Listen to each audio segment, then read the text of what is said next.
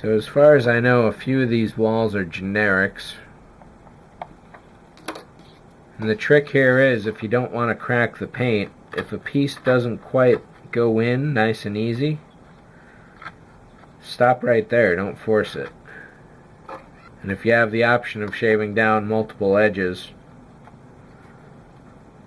always go for the ones that are best hidden from your primary viewing point. Probably kind of obvious.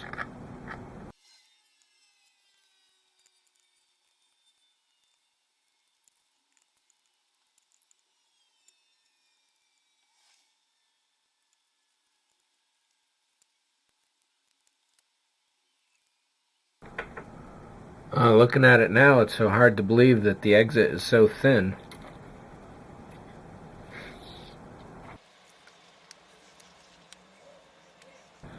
These are some really tight spaces.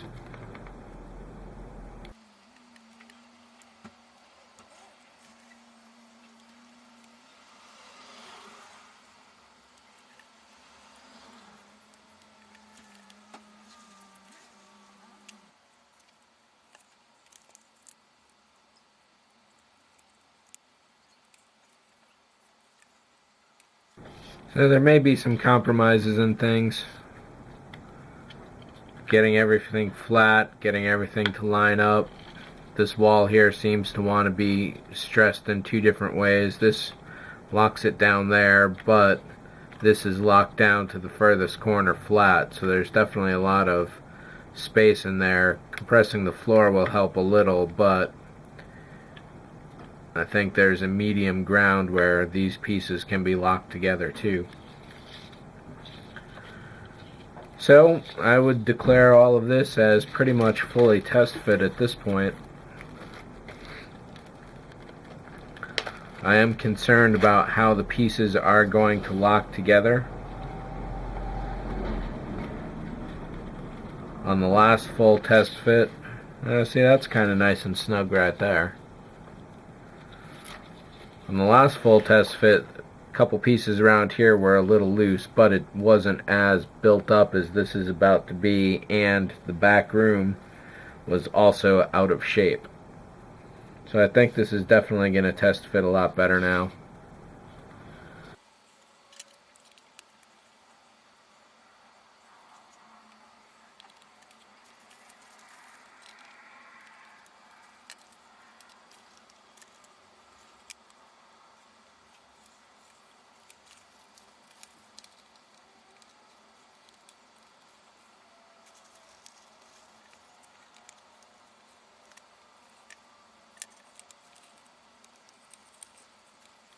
So far, this is a really nice tight fit. Far tighter than it was the last time I did this.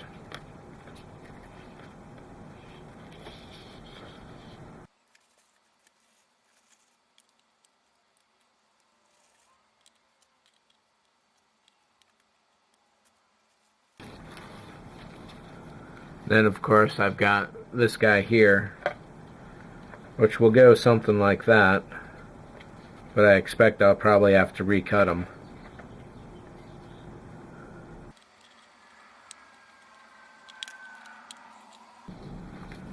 So my plan is to have all this glued down nice and tight, and then drop this piece in. Yeah, so overall this is a much nicer fit in every possible way than it was the last time I did this test fitting. Looks like down here in the bottom corner isn't exactly going to be as perfect as I was hoping. I should be able to get it into a really close fit. So this is going to remain flexible here for a while. This will be one of the last things I do, as long as I can pull this up and out of there. Then there's no need for me to rush. One other thing I'll be doing is I may as well do it now, I guess. The elevator wall here. Basically, I need to know where in this wall to drill to feed the fiber optics through.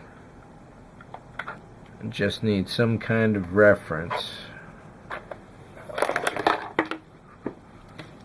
So let's test this out while we're at it.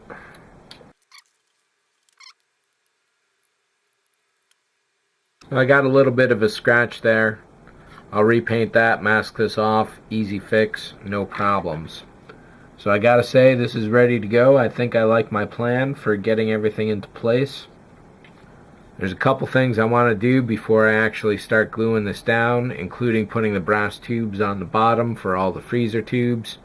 And there's probably a couple other last things I should check before I really truly commit to doing this, because this will finally be it itself as it is. Alright, ready?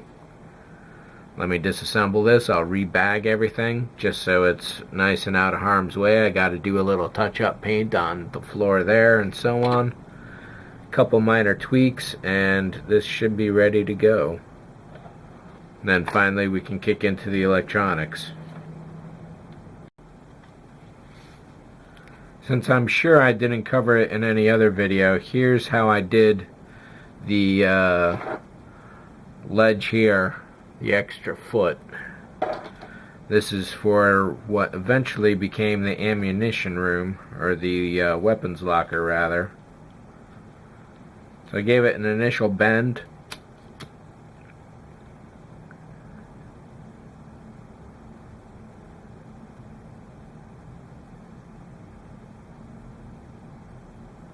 Don't overdo it.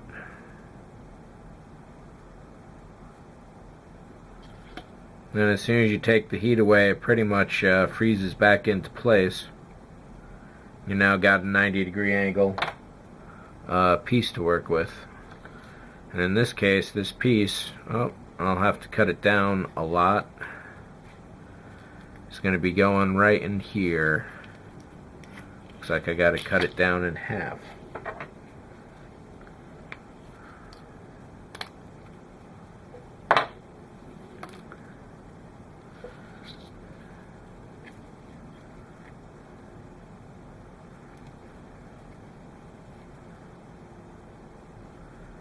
So this foot is going to keep this piece in line.